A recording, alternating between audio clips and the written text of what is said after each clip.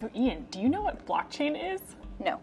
So you could kind of like, I don't know, say you trade apples, but you would just see like random letters for it, so you wouldn't be able to like track it, I guess. My topic is blockchain technology.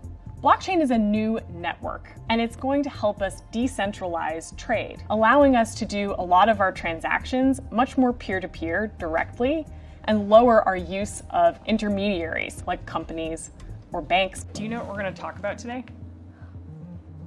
It's called blockchain. What's blockchain? That's a really good question. It's actually a way that we can trade. Do you know what trade is? It's when you take turns doing something.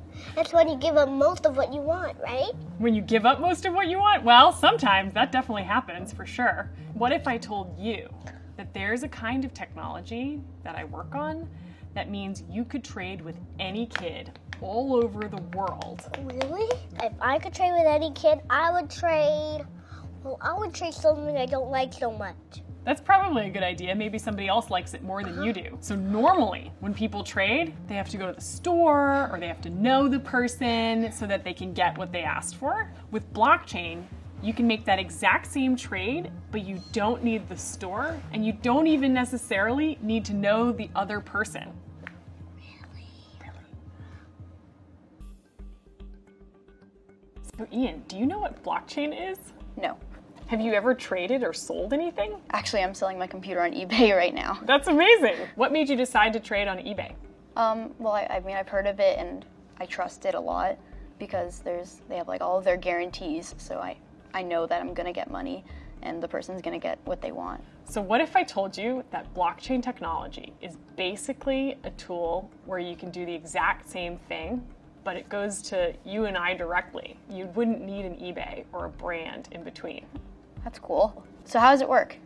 It's basically a network of computers that all have the same history of transactions. And so instead of sort of there being one company with one database that holds all the information, the same sort of list is held by all these different people. Like you could have it on your computer.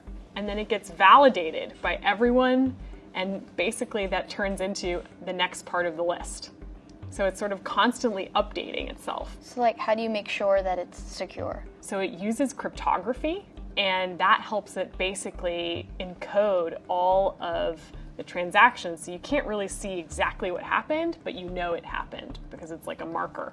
So you could kind of like, I don't know, say you trade apples, but you would just see like random letters for it, so you wouldn't be able to like track it, I guess? Exactly. That's cool. So it's kind of this like really big ledger or accounting system for all sorts of things that get traded, but instead of being owned by one company, it's owned by everybody. That's cool.